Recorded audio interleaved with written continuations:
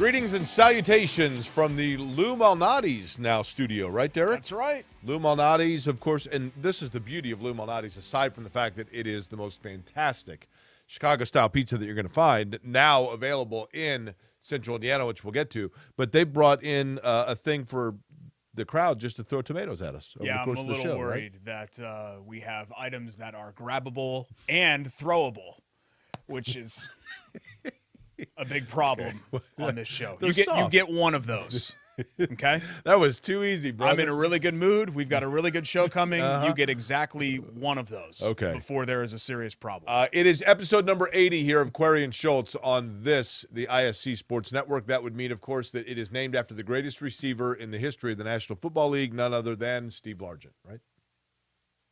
Steve Largent had a very good career. Great player. He did not have Jerry Rice's career. I think you can argue, just because he's so much better than the second best player at his position, that Rice is the greatest singular player in NFL history. It's impossible to prove that. I will say this. He is very clearly, in my opinion, the most definitive player at best of position of any position in the league. Oh, yeah, no question. I mean, no one would argue that he's the best receiver of all time. I mean, so, even Brady, I think the collective feeling is that Brady is the greatest quarterback, but you can make a strong argument for a couple of others. Right. Peyton Manning, one of those. Yes. A lot to talk about today. Thank you for joining us. My name is Jet Query. That is Derek Schultz. And it is the incredibly creatively and appropriately named, charitably award-winning Query and Schultz program here on ISC. Derek, it is Championship Monday at the time of our taping. We do not anticipate that Kansas or North Carolina, for whatever reason, will not play in the national championship game tonight. By the time you're watching this, perhaps the game has already taken place and Kansas has been crowned the national champion. Ooh, but that confident, huh? They're really good. Yeah, I don't think they're losing tonight either. But Carolina, give credit. Plucky North Carolina with their 2 5-star recruits and 2 4-stars, right? I mean, sometimes it takes a while to click, but once it clicks, it clicks. Right. In mid-February, Jake, they were, I think, 0-7 against Quad 1 opponents. They had lost at home to Pitt, who is one of the worst major programs now. I mean, Pitt basketball has this great history, right? But they are right now one of the worst major programs in America. And there was a chance that North Carolina wasn't even going to make the tournament. And here they are now, a win away. You see these runs happen sometimes, but man, it's incredible what they've done here. And I really did think that it was going to run out against Duke. I was like, okay, this is a nice story. They got by Baylor, and then they beat, St. Peter's, and UCLA's good, whatever. Okay, they're here. They're happy to be here.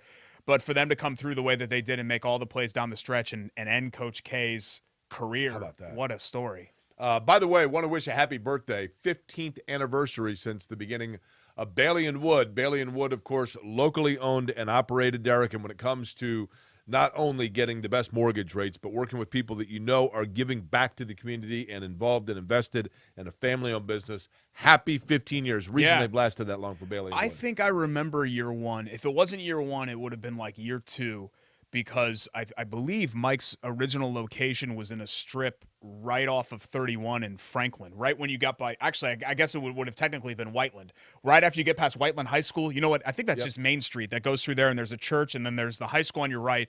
When you get to the light, and you can go southbound towards Franklin or northbound towards Whiteland and Greenwood, that strip that is immediately to the right, I think was his first office. I actually did a show from there. Really? When I was 25 or 26 years old. That's how long our relationship goes back with Mike. Are you 40? He saw that I was a budding star very early on. And Mike and I have essentially had the same growth. Bailey & Wood Financial Group, 13 Indiana branch locations. Everybody knows Bailey & Wood. Mm-hmm. And everybody knows Derek Schultz. So it's like our brands have really intertwined and both catapulted each other in a lot of ways. So happy 15th anniversary to Mike and Bailey & Wood. And really congratulations to both of us. Congratulations Bailey & Wood. Congratulations me. BAWFG.com, right? Yeah. Mm-hmm. BAWFG.com. 855-350-HOME. Okay. He'll like that I mentioned that, I think. Rising star along with you. Okay. But an all-time classic, Jake, on Saturday night, and it's rare that a game lives up to the hype. Because remember, we had this conversation last week, and to be totally honest with you, my first impression when I saw that it was going to be Carolina-Duke, I was kind of like, oh, totally. Okay. But then I kind of talked myself into it. They'd never met in the tournament before. Coach K and the stakes that are involved there, and then to have just this epic prize fight back and forth in the closing minutes before Love's big shot. It was an incredible game and an awesome incredible game. atmosphere, and one that it will be remembered. Nothing can really be remembered in 2022 like it was in 1984. It's a different time. Right. You're right. But if we are going to talk about how memorable a game can get, that's about as memorable, I think, in this day and age that a game can Derek, get. Let me ask you this, and I don't even mean this hyperbolically. I mean this seriously. Mike Krzyzewski, I remember when Mike Krzyzewski was at Duke and Indiana was playing in the Final Four, and Krzyzewski was there wearing an Indiana sticker, and it was like, oh, it's awesome. He's Bob Knight's guy. And then the 92 Final Four when Krzyzewski really kind of surpassed Knight, and Knight blew him off with the blow-by handshake, and Krzyzewski was kind of this sympathetic figure during that. And he's always been this likable, kind of quiet, classy coach. And then I was watching the other night, and I'm like, when did he become kind of a jerk? I'm not saying he did, but when did the perception of him just kind of become like, this guy just seems like a jerk? I forget who said this, but I believe somebody mentioned that Coach K is just Bob Knight with a PR brain. Well, that's what I've said like 1,000 times. That's me that said that. Are you sure? I thought it was somebody really smart. Positive. Like that's connected said I've this. said that like 1,000 times. He's Bob Knight. In fact, I said it on this program. He is Bob Knight with an internal PR person. I think we had a guest that said it, and then you took it from the guest. Because I'm thinking there's a mental picture of like a really smart, connected person. I have a patent of Krzyzewski. It's the Duke Blue Devil logo and with a little TM right here with a PR person. Trademark. If you've ever sat close for a Duke game, you know the type of language that comes from Coach K. I don't know if people really realize it, and that's not to make him out to be like a bad person. He's an intense guy. But usually, Derek, I mean, all the kidding aside, typically when a legendary coach like that has his swan song, there is an emotion, even if you have no rooting interest. When somebody's been somewhere for that long, their journey makes you nostalgic. Yeah. And in the case of Mike Krzyzewski, who I have nothing against him, but in the case of Mike Krzyzewski, I thought to myself, thank goodness. It just was, there was so much made about him, it just became too much. Now, am I wrong? It took over everything. Am I wrong? No. So now you have a national championship game where the two teams are the story instead of a coach being Well, the Roy story. Williams is now the story because it's Kansas against North Carolina. It is right? interesting how it works out that way, but I'm just happy that we don't end up with a Duke-Kansas final because I would have had a real problem. Not that I love Carolina. I would have had a real problem finding a rooting interest there because it's the embarrassment of riches that Duke has, and Coach K and the love fest, the slobber fest there. And then it's impossible to root for Kansas. Their players seem like really nice guys and nice kids, a lot like Kentucky, remember? Right. A lot of people hate on Kentucky, but I've always felt like all those players have represented the program well. I'm not going to pretend to know KU's players intimately or anything like that. But given the storylines around what Kansas basketball has been under Bill Self and the Adidas relationship and all the seediness that has been both kind of alluded to and I think in some cases uncovered, I'm really uncomfortable rooting for them to win something. But, Derek, here's the thing. The national championship now features two programs. One is Kansas, who was the epicenter of the FBI investigation, and they had that Midnight Madness where they were shooting out fake $100 bills, and people were like, oh, my gosh, Kansas just doesn't even care. They're that out front. And, how else do you get a bunch of kids from all over the country to come to Lawrence, Kansas? And Adidas money and corruption and everything else. None of it coming to fruition, right? I mean, how often have we heard in society in general, like I'm telling you, in another month when the investigation's done, okay. Well, I think it was actually pegged as Adidas was using Kansas, so Kansas somehow became like the victim, and everybody's like, oh, poor Kansas. They were having great players funneled to them. But then you've got North Carolina who had players taking underwater basket weaving online for 10 you're years. Right. Yep. So this is the thing. Hallelujah. National championship game, two of the most corrupt programs of the last 20 years. Let's go. Name, image, likeness now, so everything's legal. Katie barred the door. Like, we're living in the world of, betting apps and everything else, and college basketball players are making money on the side and doing commercials and sending out tweets, getting paid for it. Let's go. Everybody else, you slept on it. Too late. Sorry. Those of you programs that are scrupulous and you do things the right way, and our kids are college kids or squeaky clean, guess what? Hope you enjoyed that first 4 in Dayton. The rest of you, let's go. Final 4, baby. Yeah. Just win. Nobody cares. Yep. Bill Self and Kansas wins another title. Nobody's going to care whatever Right. happened with the FBI or whatever else. Right. Just go ahead and knock Now, it out that and said, Kansas should win the game. Carolina's got a lot of talent. They're playing well, and Hubert Davis has done a good job. Kansas has a lot of talent at multiple positions and size. I do think Kansas wins the game. Yeah, me too. I mean, if McCormick's going to have anything close to what he had 25 against Villanova, and Villanova was playing shorthanded, right? They were. I was shocked that line was 4 points. That was easy money. Now I won $5 on it, but still, to me that was easy money.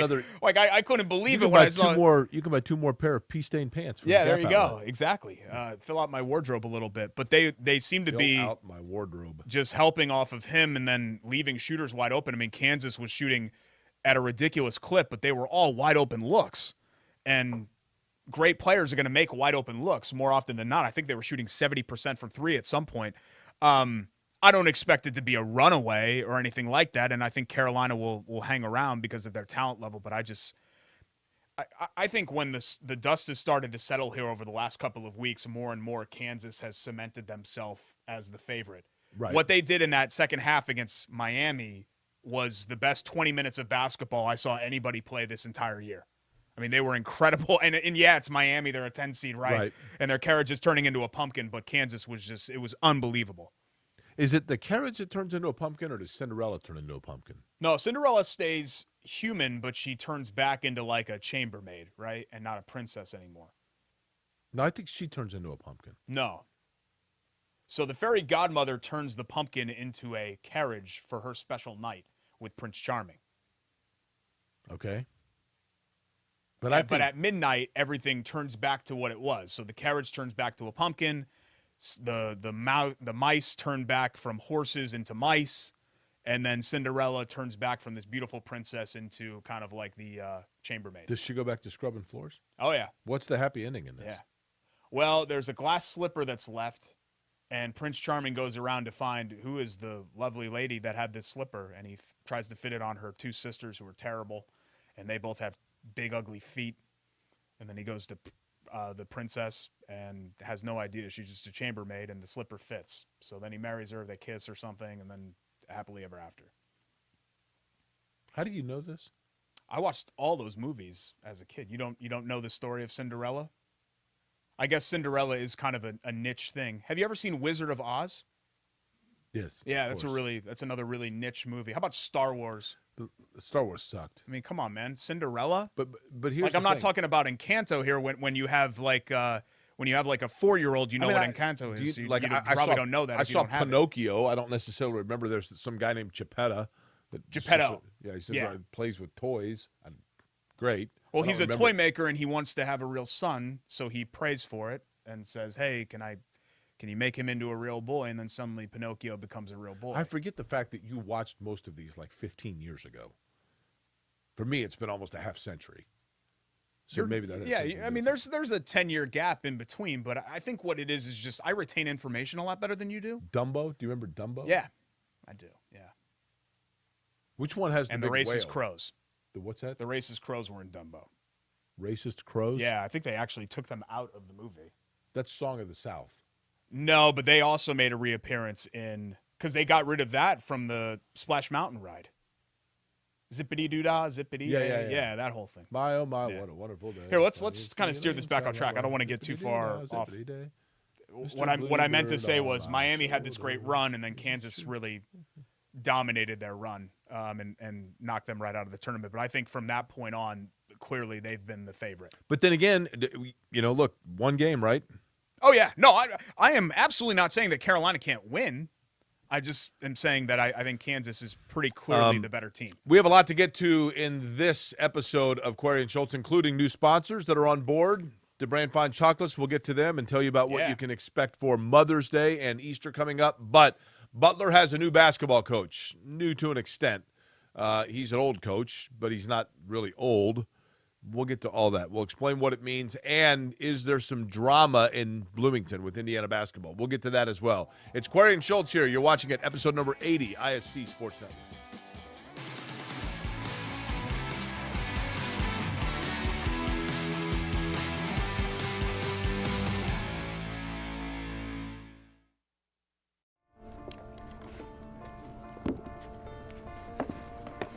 College wasn't built for me. It didn't care if I had to work a double shift. Or if my kid had a fever. Deadline's a deadline. I want to set the deadlines. I want to take tests when I'm ready. I want to take courses on my time. And speed up when I know my stuff. I want a university that cares about me. Tests on your time, courses on your time, graduate on your time. WGU, the nonprofit university of VU. Indiana dairy farmers provide us with safe, pure foods for our tables. A responsibility that takes intuition, resolve, and determination to make sure their milk is good for you and delicious to taste. Their connection with our community runs deep, passed down through the generations, ensuring that milk is always available at your store. It's not easy being a dairy farmer, but the rewards have special meaning when you can feed Indiana's families every single day. Learn more at winnersdrinkmilk.com. Hey, I'm Jeff Saturday, and my favorite thing when I was a professional football player was Indiana. The Hoosier State always made me feel like family. That's why I trust Indiana's hometown mortgage lender, Bailey & Wood. This family-owned company not only gives back to the communities they serve, but also with their 5-star customer service, they can close on your dream home in days, not weeks. So remember, Indiana, you can always get your mortgages at a snap with Bailey & Wood. Hey, Jeff, how does this look? Yay! Not bad, bud, but let's stick to mortgages. Welcome back. It's Query and Schultz, presented by Bailey and Wood Financial Group here on ISC Sports Network. I'm Derek Schultz. Unbelievable. Jake Query's here as well. We are not supposed to sample the chocolate until we get to the DeBrand portion of the show, so please control yourself. You know what we're going to get here soon is Lou Malnati's Pizza here in studio, which would be great. It's my favorite Chicago pie. And they are the studio sponsor. You know what they do when they're making the pizza? What's that? Well, I mean, you got to toss the dough, right? Yep. And then the other thing you toss? Are you going to throw that tomato at my face again? Because we're going to have big-time problems. Oh, big-time If problems. that comes within the vicinity of me. Big-time problems. So it could just go by my ear. Then you're going to be on the ground in 2 seconds. You want me to buzz you? I'm just letting you know. Okay. You don't want to charge this mound. Trust me. Okay. Do not want to charge this mound. That was a really weak throw. 3 I was going more for Indy the side area shot. locations. You guys see what I have to deal with all the time? Of Lou Malnati's Pizzeria. The only dine-in location right now is the beautiful space in Broad Ripple, right in Midtown. So before you get to Broad Ripple Avenue, actually, if you go under the garage where the Fresh Time is, it spits you out right on that other side. And there's a beautiful patio, which is going to be great when it warms up. TVs in there where you can watch any of the games that you want. Derek, people have been going crazy over Lou Malnati's forever, going to Chicago and enjoying it. Dave Rebson, our friend, once got us a gift card just to be able to go and get it brought to us. And now to have it right here in Indianapolis, I mean, this is big time. So Carmel, Northwest side, West 86th Street, Broad Ripple, and then one coming in on 135 in Greenwood.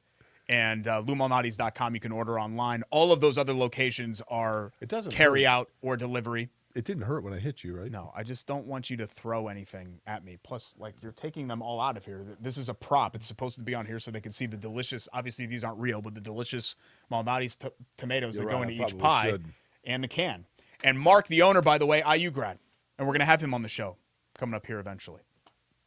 So looking forward to having Lou's be part of our show, or Malnati's be part of our show now here moving forward. Check them out if you haven't already. It really is. It's a delicious pie. Absolutely fabulous. And they don't mind me calling it pie. You mentioned the fact that Lou Malnati's in the Broad Ripple area. That would, I would assume, mean that Thad Matta might be enjoying himself a deep dish pie to celebrate the fact that he is the new, or shall we say returned, head coach at Butler University. Now, Derek, this to me, and I hate to turn everything into IU basketball. Let's begin with for Butler, and then we'll get to what this means for Indiana, because I do think it does mean something for Indiana. But for Butler, Laval Jordan, the 1st of April was when Laval Jordan's buyout did change in terms of the amount that he was owed. They waited until that day, and literally within, 48 hours, they had a new head coach, and it was Thad Matta announced. This, to me, is a home run hire for Butler and exactly what they needed when they were getting to the point where they really needed to do something big. Yeah, part of me was excited about the potential of them actually opening up this job and not just hiring somebody that had ties to the program. But the more that I thought about it, Jake, you know what Butler needs right now is they need to gain their footing. They need stability. Like, the program is sliding. And I understand that the results haven't been the worst in the league. DePaul's been far worse. St. John's over the last 10 years has been worse. That's not saying much. But it just feels like the arrow is pointing directly down for Butler right now. And you needed somebody to come in and change that instead of just taking a chance on someone that might not have been ready. I have a lot of respect for Laval Jordan as a man and how he's carried himself. Correct. And I've heard his players say great things. I haven't heard anybody say anything bad about Laval. I don't think that he was this level of head coach. It's fair. You make that decision, though, in late June of 2017 because Chris Holtmann is starting offseason workouts with his team and then takes the Ohio State job. So Butler was put in a tough spot. They had to hire somebody, and they had to hire somebody immediately, and I think that it ended up being Val. I think they knew at the time he'd be learning on the job. With Thad Matta, you're not learning on the job. There's no question that Thad Matta can coach. There's no question that Thad Matta can recruit. The question is, can he stay healthy enough to be able to absorb the rigors of being a major college basketball head coach again? Which leads to the other point here.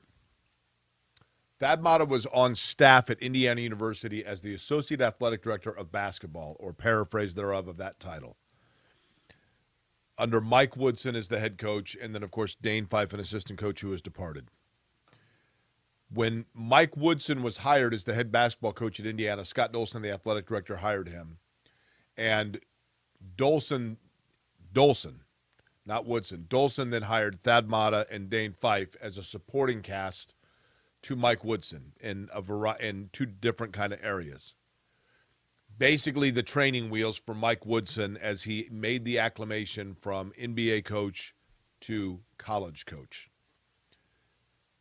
Dane Fife obviously was let go by Mike Woodson, and now you have Thad Matta leaving and going to Butler. You could certainly make the argument that Thad Matta was as happy as a pig in slop at Indiana, and only one thing would have driven him away, and it was the Butler job. A year ago, one would presume, and I think you'd be a fool to presume otherwise, that Indiana at the very least explored Thad Matta's interest in the Indiana job. There were reports that suggested that too. Yeah. And so I don't think that was a secret. One of two things happened here. Either Thad Matta is suddenly feeling a lot better, which, hallelujah, or Thad Matta thought, I don't really want to coach Indiana, but I'd like to coach Butler, which is very sobering for Indiana fans, I think, to realize that Butler could lure a guy where Indiana could not. Yeah. I realize there's a history there. I don't know the answer to this question, but I think it is perfectly plausible to believe that Thad Matta, re-entering college basketball, did not want to just jump into the deep end of the Indiana job and instead wanted to dip his toe in an administrative role. And then if he felt up to it, hey, I think I can coach again. I think I'm not saying that somebody told me that. I'm saying that I think that's a perfectly plausible explanation. But the other thing that happens now for Indiana is this, and I don't mean this to, and I know that Indiana fans are very passionate about IU basketball, and I get it. All I heard about was how Indiana needed to get a Bob Knight guy in there because the program's been rogue, and a Bob Knight guy understands what Bob Knight's Indiana is, and its discipline and character and guy and da-da-da-da-da. And now within 2 weeks, the two people that were brought in by the athletic director, not by Mike Woodson, to kind of appease and give comfort to people about the fact that, like, the ship was being steered in the right direction while the new captain learned the wheel. Those two guys are now gone, and your presumably best returning player is driving 90 miles an hour up Walnut and then trying to tell cops that somebody else is driving the car. Yeah, I saw the Xavier Johnson news. Not good. Guys do dumb stuff at that age, and that was a really dumb and reckless, and you could have killed somebody level of dumb stuff. But that's his second. And it's too bad. It's too bad that, you know, they're taking a hit, because as good as last offseason was, this has been a really, and we're only like 2 weeks into the offseason, it's been a really bad offseason PR-wise for Indiana. I don't think Matta's departure is necessarily a black eye. Like Fife and that relationship, I have not reached out to him yet. I was waiting for the dust to settle. Sounds like it wasn't a good fit, but that makes all parties look bad. It makes Fife look bad. It makes IU look bad. And then obviously anytime a player runs afoul of the law, that makes the program look bad as well. I don't think it's any secret that Thad Matta, if he wanted to coach again, the question was he confident enough in his health to do it? And I see him at the JCC. I know he works out all the time. He feels confident enough to do it. I don't think that's a knock on Indiana. Right. I think this is a great position for him to be in. Was he not confident enough from a health standpoint a year ago? I don't know. Yeah. See, I'm not saying that your point isn't valid. I'm just saying that I think the explanation of, hey, do I want to, no offense to Butler, but jumping into the Indiana job after a failed 4 years and really what's mostly been a failed 25 years is a whole different ball of wax from a stress and expectation standpoint than taking the Butler job. It's not even apples and oranges. It's like apples and kiwis. Do you like kiwis? It's completely different. Do you like kiwis? I do if they're with something else. Like we'll cut up kiwis sometimes with cut up strawberries, and it's really delicious. But like kiwis on their own, they're a little tart. Okay. And it's difficult to just eat straight kiwi. Have you ever had ugly fruit? I don't know what that is. That surprises me. Are you saying that? I mean, this looks really good. I've got this Target clearance over the weekend, little quarter zip. It's $8. Can you zip that all the way up, or is it too small? No, my neck is too muscular. Keep going. No, because then I get up into the beard hairs, and that's very painful. I got news for you. It's very painful. Try zipping that again. I can't. I have too muscular of a neck and too big shoulders. I got news for you. What you got there is too small. No, this is a medium. Yeah, I know. Well, clearly you need a large. No, I don't. They just don't make shirts for people that are really built. And it's kind of the cross that I bear. Like my muscles have a thickness level that aren't common for people of my size. Okay. So you're like Bob Sanders. Yeah. I think that actually is a good comparison. Mm-hmm. Yeah. Okay. His biceps were as wide as my entire body. Xavier Johnson, should he be kept at Indiana? I think he's gone. I think you got to kick him off. Broke curfew. Fool me once, shame on me. Fool me twice, shame on you. Gone. Yeah, I think 90 miles an hour, Derek. I think you can make that argument, I guess. He was a very important player for Indiana. Understood. He was their second most important player. Understood, but you can't sit there and say that you're a program that does it the right way and you got scruples and da-da-da-da if you just keep bending over backwards. Yeah, but what are we doing here? We opened the show by saying, right? No, hey, I know. Kansas and Carolina, let's go. go. I said it hyperbolically, right? I know you were kind of joking, but in a lot of ways, Jake, that's where we are. Like, that's the fans' standpoint, too. The fans don't want a bunch of choir boys. They want to win. You're right. And people can say that they want a bunch of choir boys. At the end of the day, they want to win. And, Xavier Johnson isn't like some all-American point guard or anything, a guy that you can't have. But he was, like I said, he was the second most important player on that team He was a key piece for them in their late season push. No question about it.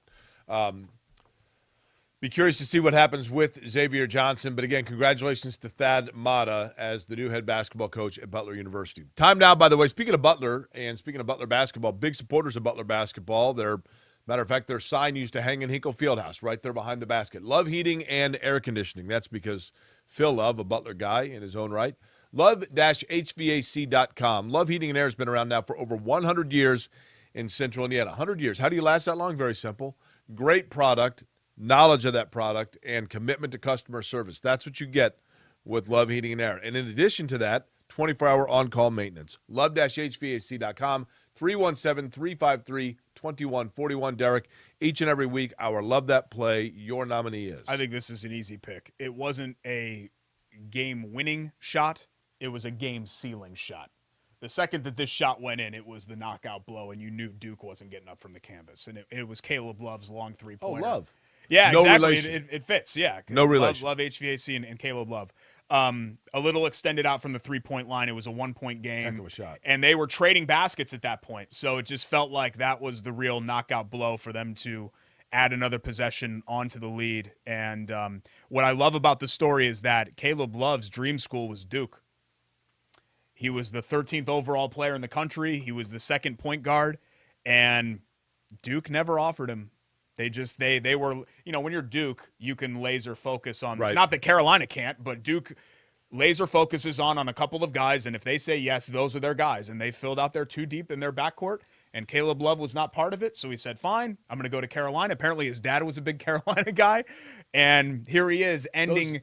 It is, Jake, and I know in the moment we can say this. We in the moment you say, oh, my God, this is hyperbolic, whatever the whole. It's the biggest shot in Carolina-Duke rivalry history because it's the game with the biggest stakes. Carolina and Duke have never played a game of those stakes. And he hit the game-sealing shot. Now, I know Austin Rivers hit a buzzer beater one time. Like, I'm sure there are others that I'm missing. I'm not going to go in-depth into the whole Carolina and Duke rivalry.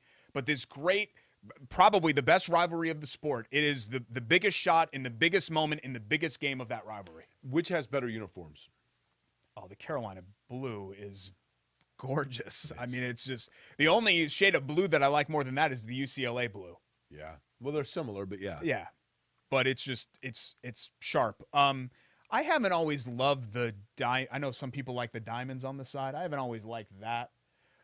Duke's uniforms are a little too regal for me. Do you know what Tar Heels means? It's something Civil War related, isn't it? I think. I'll have to look this up in the break.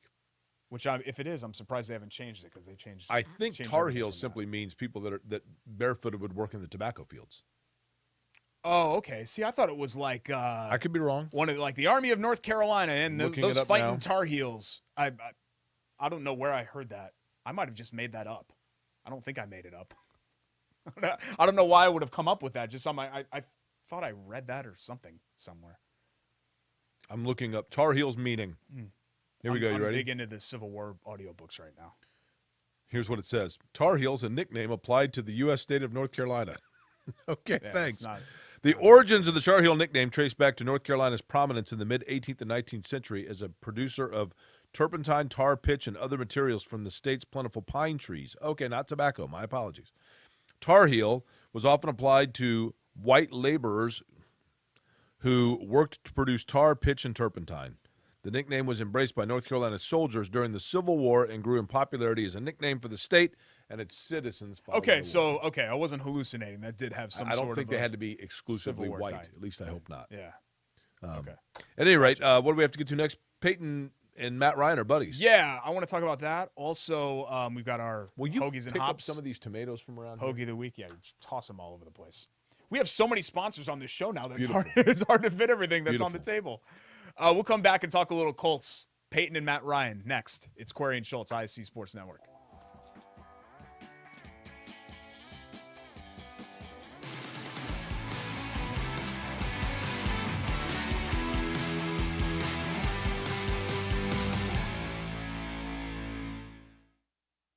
Indiana dairy farmers provide us with safe, pure foods for our tables. A responsibility that takes intuition, resolve, and determination to make sure their milk is good for you and delicious to taste. Their connection with our community runs deep, passed down through the generations, ensuring that milk is always available at your store.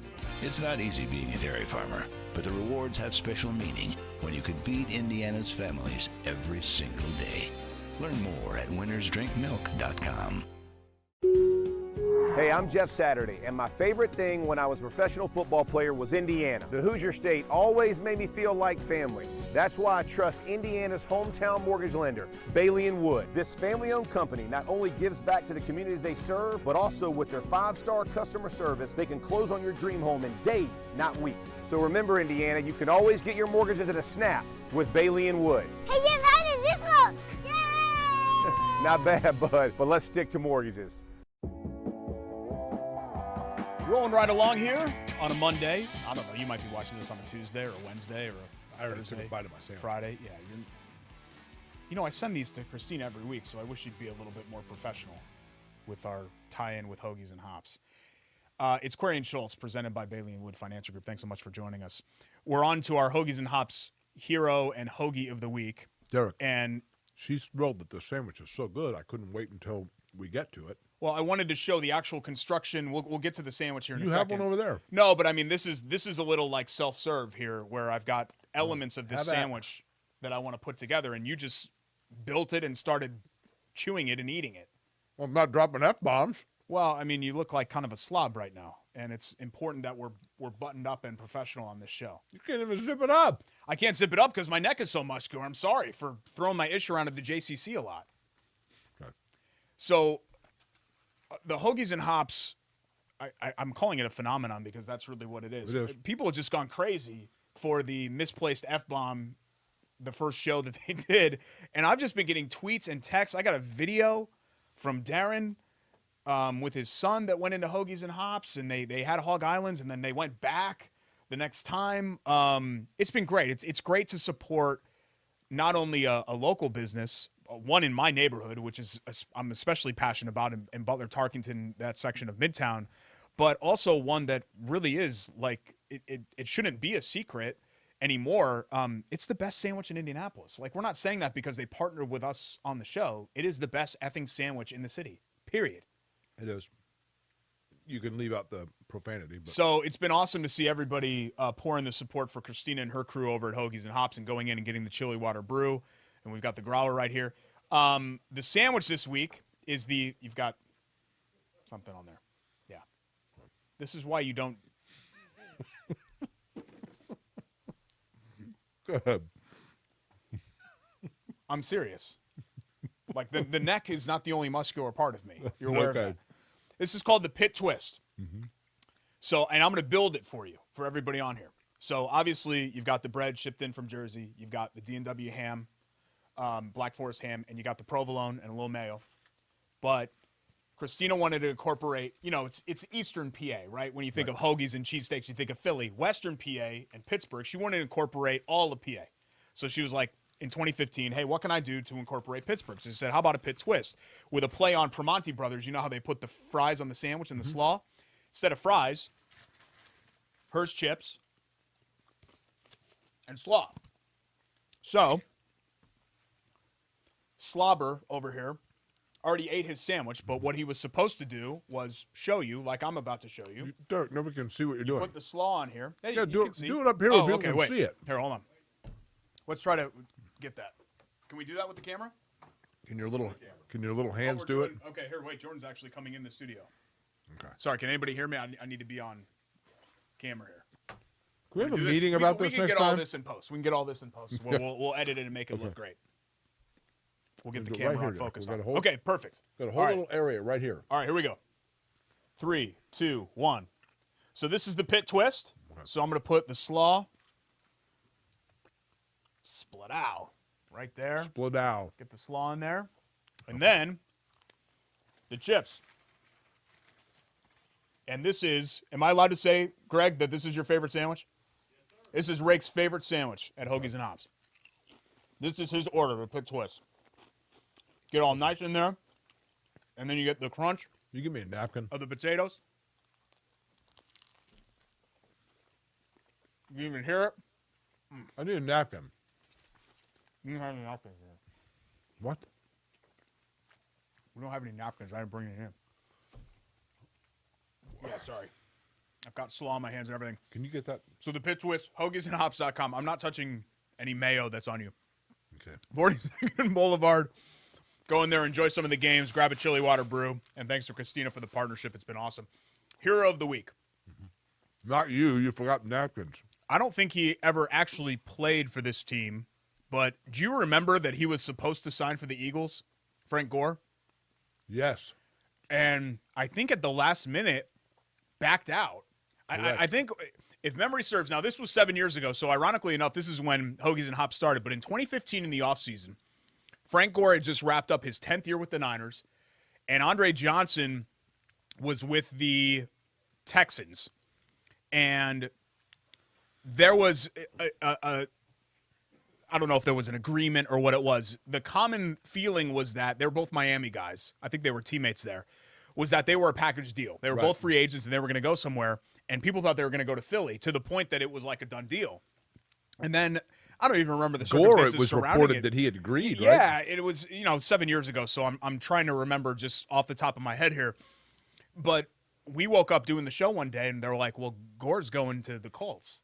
And then like an hour later, it was like, oh, Andre Johnson's going too. And everybody's like, oh my God, because these are great like Hall of Fame and players. then they sent out the tweet of both of them. And then, of course, Johnson was terrible. And Gore, at that point in his career, was just kind of a journeyman and who had a nice 3 years here. But he's calling it quits, retiring after 16 years with exactly 16,000 rushing yards, which is kind of cool. 16,000, right on the dot. Third all-time leading rusher. Okay, behind, hold on. Emmitt Smith? Yep. Walter Payton? Yeah. Okay. And I think what's so interesting about his career, and don't get me wrong, he's a Hall of Famer for sure. The best thing about Frank Gore is his longevity. Because I think you can argue that Frank, in fact, I think this is a fact.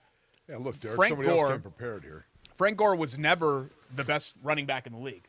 I'm not sure Frank Gore was ever the second or third best running back in the league. Boy, but his conditioning, though. But he missed 4 games over the last 10 years of his career at running back, which is crazy. Ability to be ready. Yeah. You know what I mean? It was his best attribute.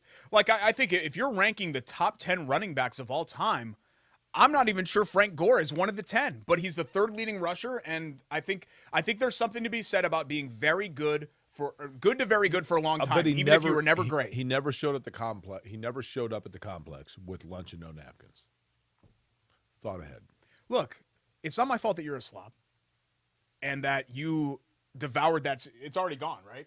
You devoured your sandwich in 2 seconds. You did it during the previous commercial break before we even got to the hoagies and hops. I just want to let you know something. I've been up for 5 hours already today. Okay. Are you going to use that excuse for everything? Mm-hmm. Okay. God. What time did you get up? I was real happy for you when you took that job, but if I knew you were going to use that as an excuse for everything, then I would have rather you just stayed unemployed again. 6:50. Really? Yeah. I don't even have to set an alarm. I just wake up, I look at my phone, and it's like 6:47. Is that because my show comes on at 7? Oh, no, I got to get James ready for school. Oh, okay. He's got to be there by 7:30. Does he listen? Well, he loves Jake. Yeah, so that is part of it. He should bring the dog in, too, because the dog loves me also. Oh, everybody loves Jake. So he restarted his radio career. What about you? Well, Mom, okay, I'm doing the best that I can. Peyton Manning, a really interesting piece from our mutual friend Dana Benbow at the Indy Star. Peyton Manning in that Sweetens Cove bourbon or whatever, so he does media tours, but you're allowed to talk to them about football topics too. That's the best thing about these media tours. We used to do those all the time on the radio show where guys would come in, they're hawking something. Okay, what are you hawking? And then now let's talk about you. And I thought she had a really interesting conversation with Manning about Matt Ryan, and Manning alluding to the fact that him and Matt had several phone conversations both before and after he was acquired by the Colts, and there are a lot of similarities where Ryan spent exactly 14 years in Atlanta, and then the Falcons decided, hey, we're sniffing around looking to move on. Manning spent 14 seasons here, and the Colts said, hey, guess what? We're looking around now. The Colts straight released Manning, whereas Ryan ended up getting traded, and they facilitated that move to Indianapolis. But, playing with that chip as a guy that team didn't want him. Now, I'm not saying Matt Ryan's going to come back here and have MVP and Super Bowl level seasons. The talent level between Manning and Ryan. Oh, for sure. But how they carry themselves and how they're known as people on and off the field, I think, are actually very similar. It's hard to argue with that. I've talked to a couple people that have already dealt with Matt Ryan here in town, just in terms of his moving to Indianapolis, that say he was wonderful. Totally nice guy, down to earth, all business. Here's a quote from Manning. Matt was kind of like me. He only wanted to play probably for the team that drafted him. It still makes me sad when Peyton says that. It's just kind of depressing to think about. And also Peyton saying that the Colts are very close to greatness, but they need leadership from Matt, and that's really what he does so well because he's been around. By the way, did you already mention our hero of the week? Yeah, Frank Gore. Oh, that's right. Yeah. Sorry, I was still mesmerized by the sandwich. God, you just ruined this segment. I tune out a lot of what you say. Okay, well, you completely ruined this. How did that ruin it? So it was a hero of the week, hoagie of the week. You ate your sandwich before we even got started. You tried to put your grubby mayo hands on me. You demanded napkins. Rick had to go all the way back in the break room to get some. Here, did you? Just a prima donna slob. No, I'm good. Okay. I don't need a napkin. Just checking. Still all quiet on the Western Front, and that may change. We're taping this now on Monday. I mean, we're into, week 3 of free agency, but I'm just, at this point. Chris Reed leaving and going to Minnesota, Derek? I mean, that's another offensive lineman. I think he wanted a chance to start. I understand. Which I understand. But man, I mean. Nice insurance piece. For sure. There are some guys that I think they let go, like even George Odom, which I don't really understand. I think they should have done everything that they could, even knowing that Odom wasn't going to be like a frontline player for them, to keep him as a depth signing. But I think Chris Reed was like, not Jake Scott, even though I think Jake Scott did this. Colts had an offensive lineman that Grigson drafted that was, I think, the only one that was any good, that was kind of their Swiss Army knife, you know who I'm talking about? And then he ended up leaving to go somewhere else because he wanted the opportunity to start. I think he went to Tampa. Denzel Good? No, I can't think of his name. He was an interior lineman. Oh, man, this is going to drive me crazy. Hang on. I'm going to have to look it up. All right, I'll look it up for you. I'm going to have to look it up during the break. I'll Look do up it for Colts you. draft history on Wiki. That's what I'm doing right now. And he was one of those guys. Another example of our fine preparation on the program. And I think the reason that he left was, A, it was a bigger payday, and B, it was the chance to start. And I think that's what ended up happening here. Jack with Reed. Mewhort? No, not Jack Mewhort. He had Quinn injury Pitcock? problems. No, you're not even. It's an offensive lineman, Jake. Quinn Pitcock. No, what was his deal? No, just come on. Like, let's look through there. It should not take this long. It was one of the Grigson draft classes. It wasn't that far. Joe Haig. Yes, that's it. Joe Haig. Thank you, Rake. I don't know why I was spacing on that. He was a good player. Did he end up in Tampa? Is that where he ended up going? He just got released. Yeah, Joe I Haig. thought it was the Bucs that he went to, but that was the situation with Chris. Fifth Reed. round pick out of North Dakota, right? I don't know. You've got it right in front of you. Well, you're the one that just pulled it out of thin air, Mr. I couldn't Hero remember his Hops. name, so now suddenly I know what college he went to.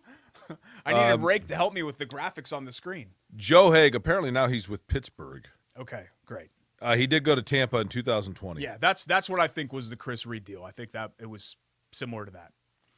Let's get to our quick hits.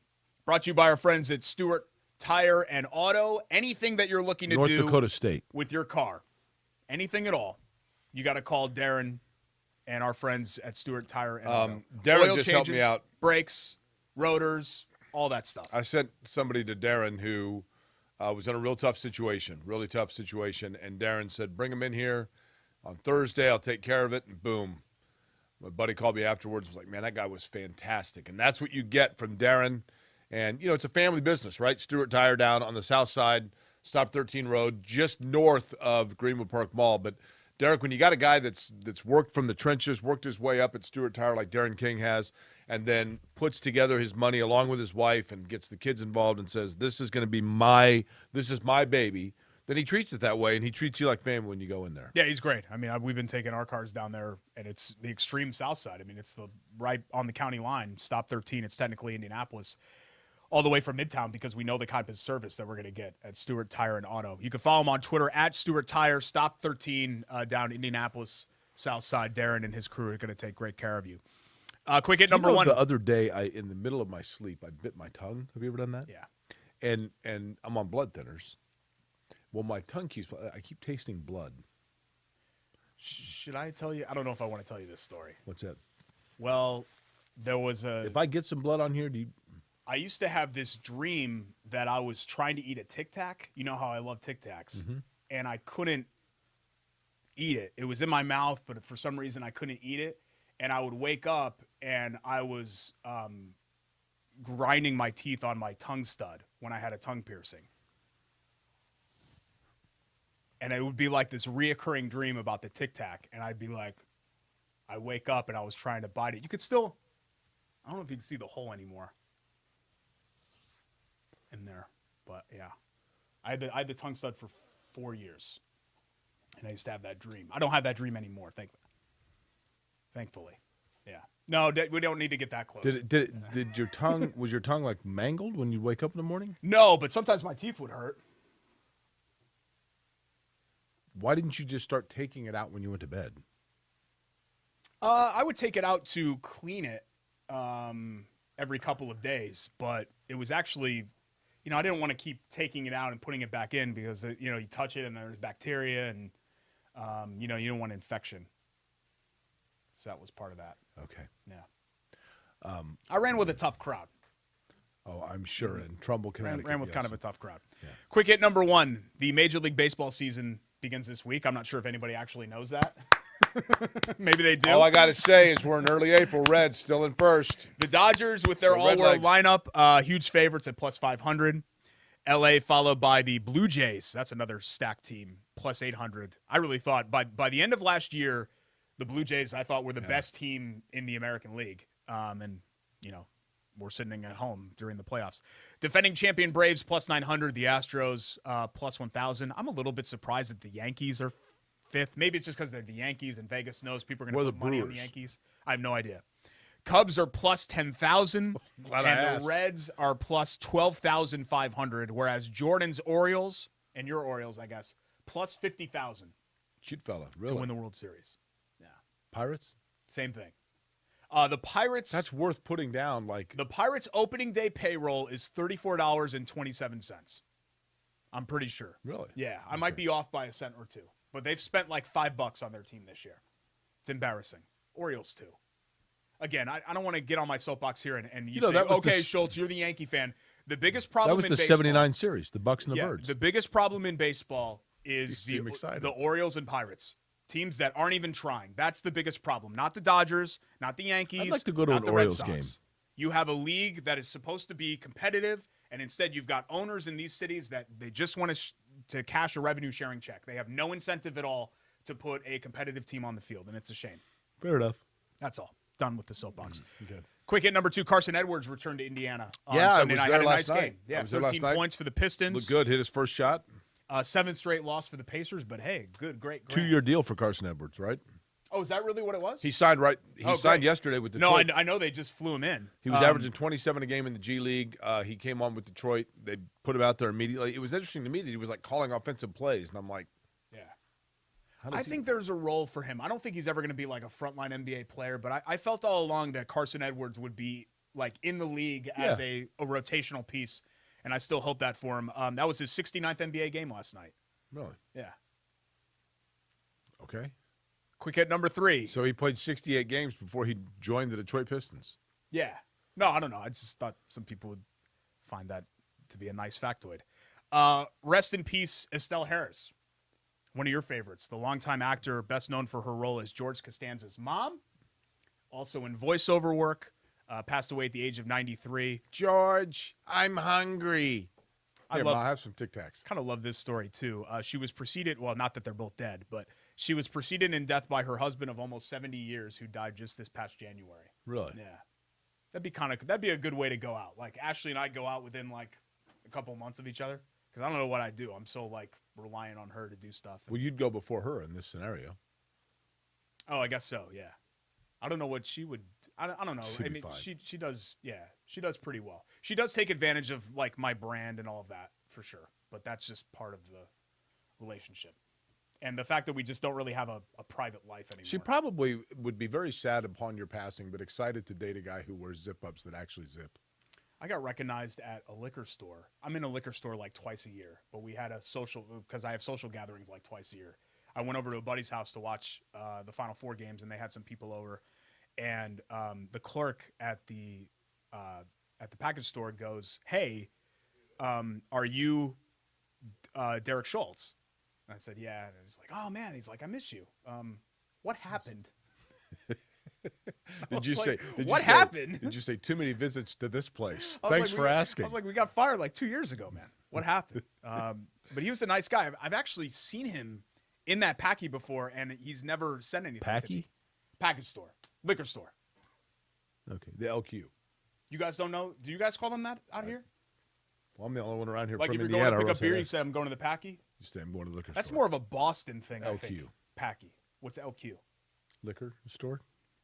LQ? That sounds really stupid. Okay. Yeah, no, I've never heard that before. Packy is just totally normal. Yeah, that's a pretty normal thing. Have you eaten that Packy one chip challenge? I don't know what you're talking about. I have no idea what you're talking about. Packy one chip. Would you be willing? Chip? Yeah. Would you be willing to do it here on the program? No, I'm not going to agree to anything until I know all of the specifics. The Packy one chip challenge. You know, Jordan. You know what this is? Anybody else? I don't know. What are you talking about? It's a chip. It's just a hot chip. No, I don't want to do that. It's a habanero chip. It's a tortilla chip. No. With habanero sauce, and you eat it, and it's a challenge to. No, I know some people that like to be in physical pain when they're eating like hot food. I do not like to be. That is not enjoyable to me to be in like physical Watch pain. some YouTube clips of people doing it. Remember we did the wall sauce that one time and wings, etc. And it was Yeah, you about died. By the way, I meant to ask you. Speaking of pain, Derek, you know, I told you I had to get a mole removed on my back. And can you just critique the scar? I'm not looking at your back scar. How am I doing? I'm not looking at you're off camera, thankfully. I'm not looking at your back scar. I just need to know. They told me to have. We have more features to get to, including the return of our friends at American Dairy Association Indiana. We'll get to that. Biter Bulbleep has a new presenting sponsor as well. Lots of excitement still remaining. I don't know why I'm doing this with my hands. Corey and Schultz, ISC Supposed Sports to look at Network. my scar. Stick around. Not looking.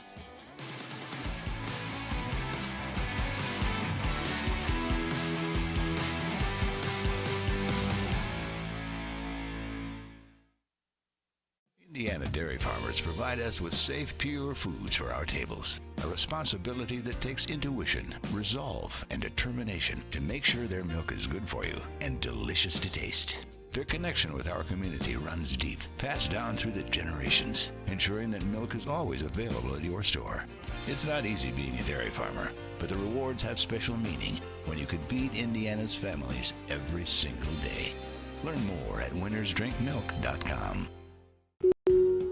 Hey, I'm Jeff Saturday, and my favorite thing when I was a professional football player was Indiana. The Hoosier State always made me feel like family. That's why I trust Indiana's hometown mortgage lender, Bailey & Wood. This family-owned company not only gives back to the communities they serve, but also with their 5-star customer service, they can close on your dream home in days, not weeks. So remember, Indiana, you can always get your mortgages at a snap with Bailey & Wood. Hey, Jeff, how does this look? Yay! Not bad, bud, but let's stick to mortgages.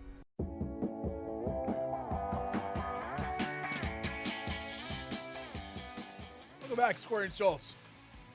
Presented by Bailey & Wood Financial Group. You all right there? You're dead weight on this show. Do you know that? You're just dead weight. What are you talking about? We are supposed to rotate who goes in and out, and I've taken the last 2 ins, so I was like, Corey, you take this in, because I just finished my hoagies and hops sandwich. I'm not even fully done with it yet. It's delicious. Right. And I'm taking a swig of water. Right. And Jake just goes, no, you take it. You take it real quick. I think he actually talked over. Alan, did we actually get that in the intro? I think you hear Jake's voice saying, no, you take it, man. You take it. Come on, dude. I'm being Derek. You got to sometimes take the in and out. It's Query and Schultz, so sometimes you have to drive. Everybody knows I'm driving, right? You never drive on this show anymore. When we did a radio show for 9.5 years, the number of times that you marched into our boss's office, this partnership almost came to a close, almost came to a bitter divorce. We have been Sonny and Cher forever because you kept going into the boss saying, I don't get to take it out of break enough, and Jake acts like he's the lead. And now I'm just talking. And what do? You got to help me out here. You're dead weight. You are. You're lucky that I'm in a good mood today because you've been throwing tomatoes in my face and touching me with mayo like and dating making me come Sybil. back. I know this is like a retirement gig for you because you've got something else now, but I didn't know that you could. I didn't know it was possible to mail it in more than you already did. Like I didn't know that was Derek, possible. you can't mail anything in these days. Have you tried that lately? Welcome back to our friends, American Dairy Association, Indiana. Love them. Month of May, right around the corner. And they've been a big supporter of ours for years and years and years. They've been wonderful to us. And partnered with us kind of off and on. I mean, I always kind of regard them as on, even when we're not doing their actual feature, the winner of the week, because we love Sally and Brooke and Jenny and everybody there over, and Terry. We love milk, period. Over at American Dairy Association, Indiana. We're going to be doing, once again, for the 3rd consecutive year, their rookie luncheon for the first time in person. I always looked at it as, I know we have the fastest rookie there, but we talked to all the rookies, so I always kind of looked at it as the whole shebang. But I'm looking forward to doing it in person, which I'm sure you're scared of because you hate doing stuff in That is correct. I'm terrified. Person. Yeah.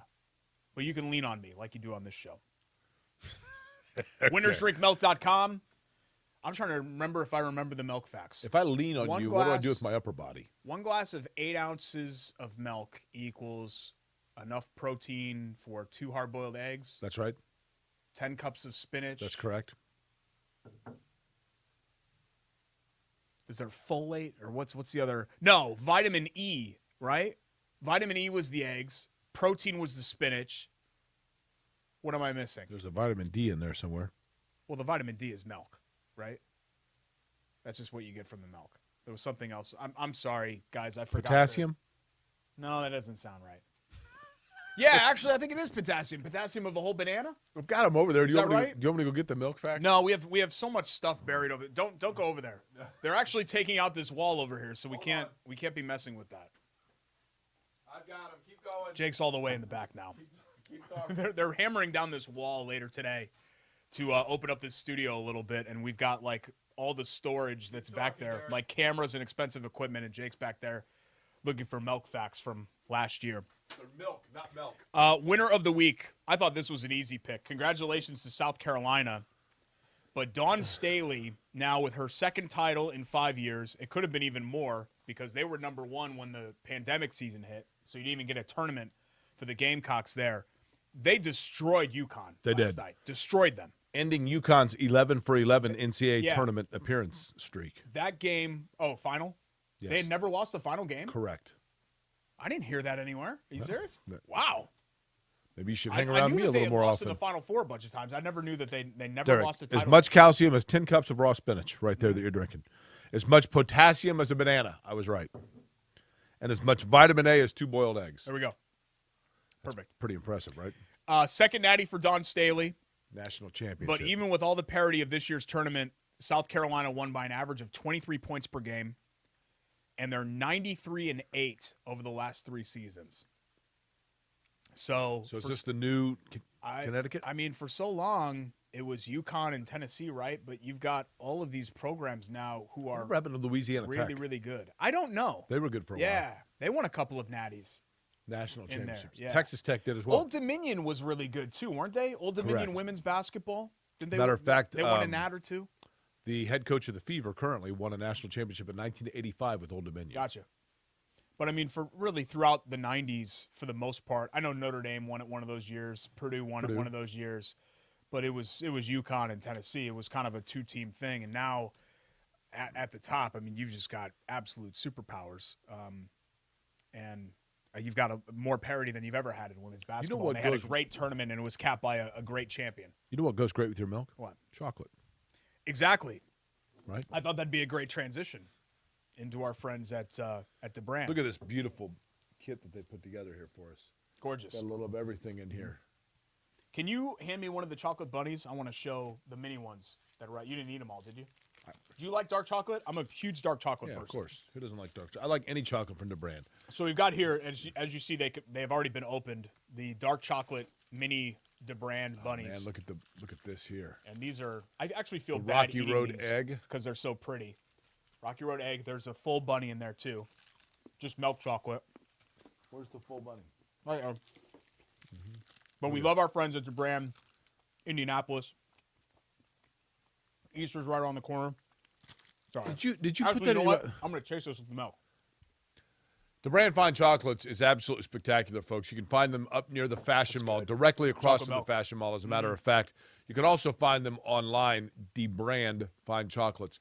But you're talking about the finest chocolate you're going to find anywhere in the world. As a matter of fact, celebrities from around the world have sought out for the original DeBrand Fine Chocolates, which is in northern Indiana. But you don't need to do that anymore because it's right here in Indianapolis, and they are absolutely spectacular, not only in their taste, which goes for itself, but the presentation. You can go into their store. You can have a workstation in there. You can get a cup of coffee, or I recommend their hot caramel or hot chocolate drinks.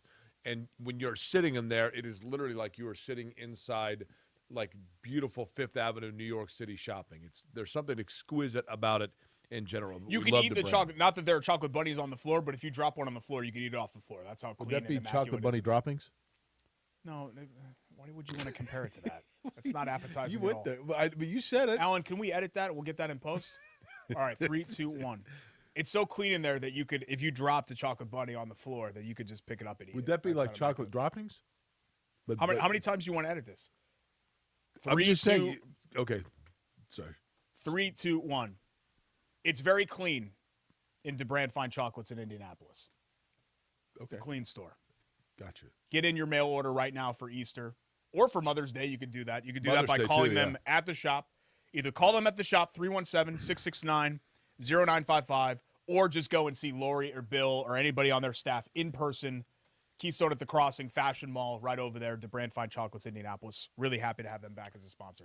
We have a new sponsor for the wildly popular and previously surprisingly unsponsored Butler Bull Schultz, right? Yeah, a couple more things to get to wrap up today, including our WGU Indiana Sage Move of the Week, which could include the return of somebody that you don't like, but your new co-host on the radio really, really likes.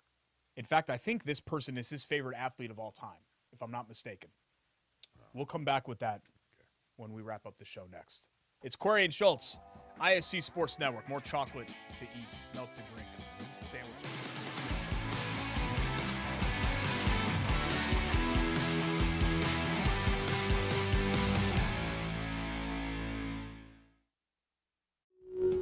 Hey, I'm Jeff Saturday, and my favorite thing when I was a professional football player was Indiana. The Hoosier State always made me feel like family. That's why I trust Indiana's hometown mortgage lender, Bailey & Wood. This family-owned company not only gives back to the communities they serve, but also with their 5-star customer service, they can close on your dream home in days, not weeks. So remember, Indiana, you can always get your mortgages at a snap with Bailey & Wood. Hey, Jeff, how does this look? Yay! Not bad, bud, but let's stick to mortgages. At an Indiana dairy farm, long workdays stretch into more labor after sunset. A newborn calf needs watching, barn needs cleaning, tractor needs some handiwork for tomorrow's tasks. Just like in your own home, the day's chores are never done until the family beds down for the night. Dairy farmers and their families share the same dream with all of us, that what we all do is worthwhile. Bringing to market pure, safe, and healthy dairy foods is what they do, from Indiana's dairy families to ours every single day. Learn more at winnersdrinkmilk.com.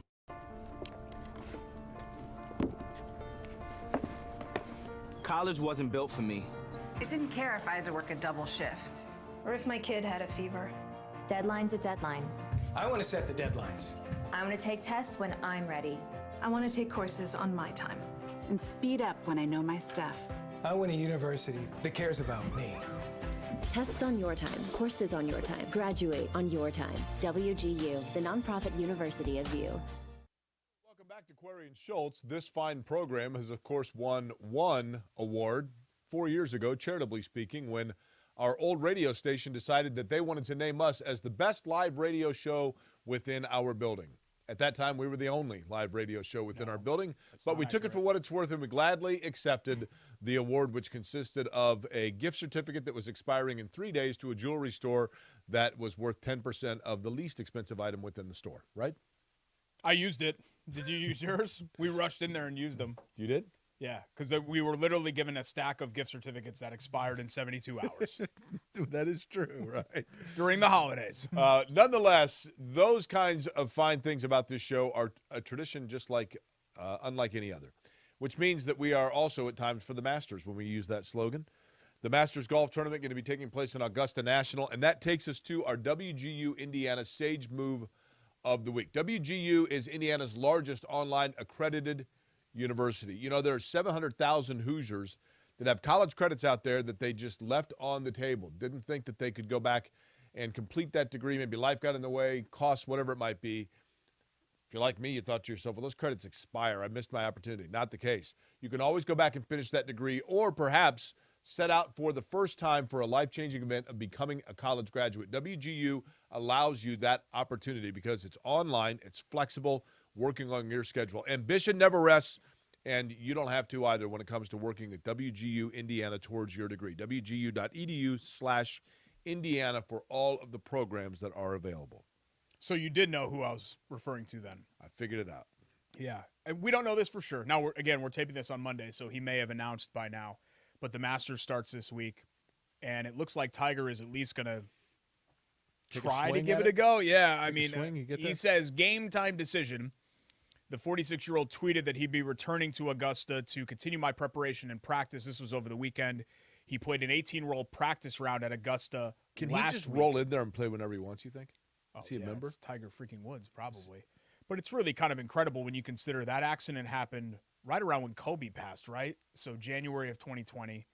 And here he is, 46 years old, getting himself back physically. You know he wouldn't even be trying to be out there unless he felt like he could compete and win. He had basically a crushed leg, right? Yeah, they almost amputated. They almost had to amputate it.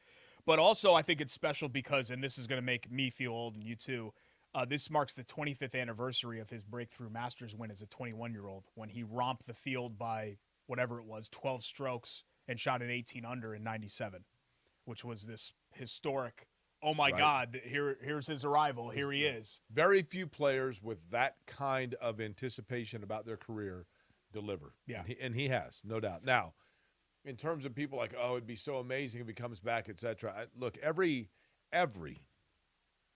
hurdle that Tiger Woods has had to overcome in his career has been self-inflicted. Right? Yes, but I think there is something, and it's weird coming from me because I despise Tiger his entire career. I always rooted against him. I think there is something endearing about how human he is. You know, you give off, kind of like Peyton Manning. Don't get me wrong. Like, obviously, you don't want to like step out on your wife and make the mistakes that Tiger has made. But it almost feels like Peyton Manning is more of a hologram than he is a real person, right? Because everything that he presents is what he wants to present to you. Right. And I feel like we've gotten to know a lot about Peyton Manning. I don't know if we've ever really fully known the real Peyton Manning, whereas I feel like we know too much about Tiger, you know? And to have him have that story and come back, even if it was self-inflicted, it's just uplifting to see somebody fail and fall into the same trappings that all of us do at times, you know, whether it be not specifically, but we all do things that we regret, right? And to come back and get back on top again, he doesn't need to come back and win anything. Winning the Masters a couple of years ago was the comeback story. To me, the book is closed. Whatever Tiger does from now on is gravy. It's the cherry on top of the sundae. He's not going to catch Jack. I think we could say this. So? No, especially post-wreck. I think that wrecked whatever minuscule chance there was of that happening. But he came back and won. And from personal failings, from physical failings, from all of it, and won again and was back on the mountaintop again, and I think that's good enough for me. Would you look at, and we're very lucky, Derek, and I want to thank all the people that make it possible. The number of sponsors that are now on board for this show, you know, it comes and goes, no question, but a lot of great people have been loyal to us. To Brand Fine Chocolates up in the Fashion Mall of Indianapolis, right outside the Fashion Mall, directly across from Saks, easiest way to say it. Hoagies and Hops, 49th and Boulevard, right? 42nd Boulevard. 42nd Boulevard, sorry. Lou Malnati's right there in Broad Ripple. 49th and Boulevard is Butler's campus entry. I guess you're right, yeah. Bailey and Wood, celebrating 15 years here in Central Indiana. Stewart Tire and Automotive, great family business. Love Heating and Air, another great family business. Chateau Kitchens, Home Remodeling. WGU Indiana and the American Dairy Association of Indiana all been good to us. Derek, Chateau Kitchens decided they wanted to get on board for Buy the Bull Schultz, right? Yeah, and let me talk about Chateau a little bit because did you ever see this? I know you've seen every Seinfeld episode. You know the one where Jerry starts feeling bad about taking his car in to get serviced because he knows he's been neglecting it and the mechanic makes him feel bad about it? I know you're always kind of worried about that. Played by Brad Garrett. Whenever I have to deal with a electrician, a plumber, or anything like that, like I know that we had a renovation project. Oil's the lifeblood of the car. From 10 years ago when we had no idea what we were doing and we trusted a friend and we just said, yeah, go ahead and do it and whatever. And we know that there was all kinds of like hilariously incompetent stuff. You don't think about it, you do it. That went on. And so the beauty of Chateau is that I know that I'm not going to get judged by anybody for all of this ridiculous stuff. Like there may be an electrical junction box behind the shower head that was still active in our guest bathroom. There may have been hardwood floors under our drain in the shower. The floor may have sloped 3.5 inches by the toilet. Well, that's not bad because you want the water to run down, right? Well, no, you don't want to fall off when you're doing number 2, my man. That would create a big mess. Get poo all over the place. So they've seen all of these issues that I've had in my house, and they have decided, hey, you know what? You live in the all Oakland we care Coliseum. about is doing it the right way and fixing it for you, and you're a loyal customer of ours, and we appreciate you, and that's exactly what you'll get with our friends at Chateau Can you Kitchens. do me a favor? Can you just do one, just look in the camera and do a 30-second bit on Chateau Kitchens, and this time don't mention fecal matter.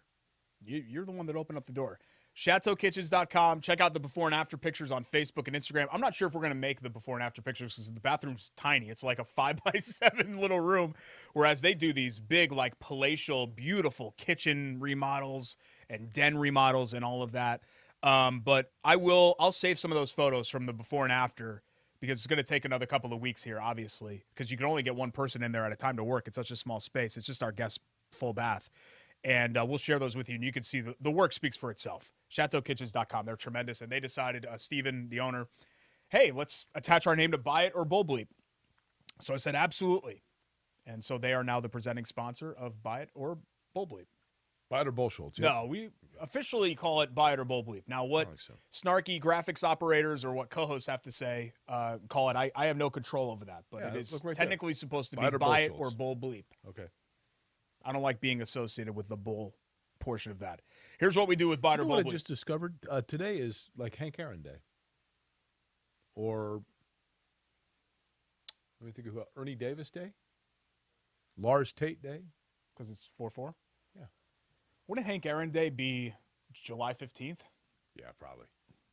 All right? Yeah, that's fair. More so than 44? Who was our 44 when it was Hank, I think, when we did show 44. Yeah, I'm almost positive it was. I give a statement. Jake and I go back and forth whether we buy it or it's Bull Bleep. Ready? Statement 1. Carolina Duke will be remembered as an all-time memorable game. I buy that. No question. I didn't expect you to say that because you're usually really curmudgeon-y about that. No doubt. It was a great game. Yeah. Where did you watch it? Where did we watch it? Chatham Tap. That's a good spot for games and such. Yeah, like I said at the very beginning of the show. Where did you watch it? I watched it at Rob Doty's house. That's the You hugger. know Rob? Yeah. Hugger, right? Yep. Give me a big hug when I walk through the door. He always wants to hug me. Yeah. Although last time I saw him, he said, bros don't shake hands. Give me a hug. Yeah, he's a hugger. He's one of the few friends that I have that's smaller than me. Well, that's... Yeah. Is that because of the number of people on the planet that are smaller than you or the number of friends you have? Okay. Carolina Duke, I do think, will be an all-time memorable game. As I said at the beginning of the show, it's hard to remember anything. That's a tough deductive reasoning on that statistic. When there were 3 channels 40 years ago, things were more watched and more memorable in the moment because we didn't have all of this other stuff to consume. So it's all relative, right? But considering where we are right now in 2022, I think that's about as memorable of a sports game as you've had. In fact, I'm struggling to think of the last game. I mean, you had an epic semifinal last year where Gonzaga and UCLA and the buzzer beater. That was unbelievable. That was there was no crowd. Game. It was just different. The whole tournament last year was just different than this. I actually feel bad for Baylor that they had to win. It's still a natty, but to win under that circumstance is bad. Yeah. Like I'd much rather win a nat in front of people. Statement 2: It's better to attack wide receiver in the draft than in free agency. Buy it or Bull Bleep? Yeah, that's true. Because wide receiver, man, the shelf life, as soon as they drop off a cliff, they're done. And if somebody else is getting rid of them, there's a reason. You're finding a lot of cheap, great talent in the draft. Every year, it's like, this is the deepest wide receiver class. Wait, didn't we say that about last year? This is the deepest wide receiver. You know, every single year it feels like. Just don't draft Dante Moncrief for Deion Kane. Yeah, or Paris Campbell, somebody who can't. This is the last chance for Paris Campbell, and I'm sure he's going to call out all of the receipts, but you can't depend on guys that can't be available. No, not his fault, but still, it is what it is. I mean, it just, he hasn't been available, and then when you're not available, then that's what ends up happening. Have you measured your hand size, like, for the draft? Yeah, we did this a couple weeks ago, didn't we? Post-combine, where we put our hands up. No, but I want to know your hand size. Do we have a ruler here? No, we're not going to do it. I'm not comfortable sharing that. I showed it already in camera. I have smaller hands. I want to know your hand size. No, that's weird. Why does a dude want to know that? I don't know that it's strange. People seem to be excited about what Kenny Pickett's or. No, man, we talked about this like a month ago. Like, yeah, but I want to know. Ask me next combine. I want to know your measurement of your hand size. Do we have? Greg, I am declining to. Do we have a ruler here? No, we don't have. No one has a ruler. It's 2022. Tape measure. We probably have one of those. Okay, then let's go. No, we're not going to do that. Yep. We still have another statement to get to. Okay. Buy it or Bull Derek has Bleep? small hands. Buy it. Yes, I think for sure. How small? Well, we'll find out. They should close Circle Center Mall. Buy it or Bull Bleep? Here's the thing. Circle Center Mall to me, Derek. I mean, I remember when they were building it, and it was just empty holes downtown, and it was like, what's going on? And then you saw the vision of Circle Center, and it was wonderful. Did you guys just used to hang out? I don't know that I'd say I was too. I mean, Actually, by then I was in your 20s. By then. I was in my early 20s. But Christmas shopping downtown was great to go down there. They never. I've always said it's curious to me why they waited until a year ago to finally put signage up to let people know there was a mall in there. I know. Yeah. Yeah, I don't know. I mean, how many stores are even left? Most of the national retailers are out. Right. It's sad. I mean, they've really tried to.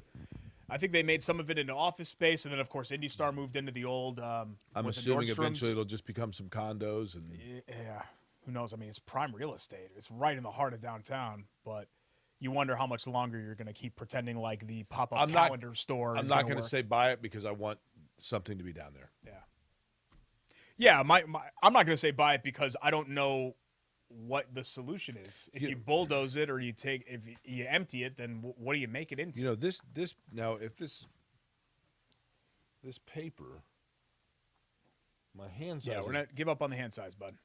Well, the paper's 8.5 wide, right? So thanks to Chateau Kitchens for sponsoring our Biden So Boldly. over that. Thanks to all of our great sponsors. It's time to wrap up for today. Thanks to Alan Hughes for directing. Jordan Shue, our buddy Ray. American Dairy Association. Back on the graphics. We already named all of our sponsors. You can see all of their swag that's up here. Episode 81 next week, and we will see you then. This has been Query and Schultz, ISC Sports Network. Have a great week, you guys. Bye.